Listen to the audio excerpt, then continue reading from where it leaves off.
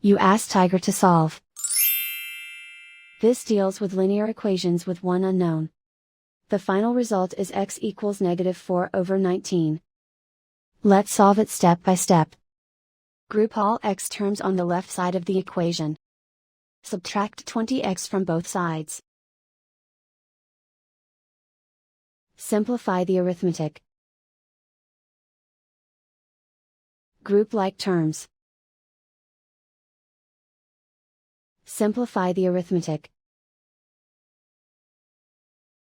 Isolate the x. Divide both sides by -19. Cancel out the negatives. Simplify the fraction.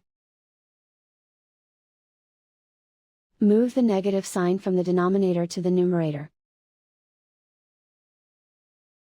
And so the final result is x equals -4/19.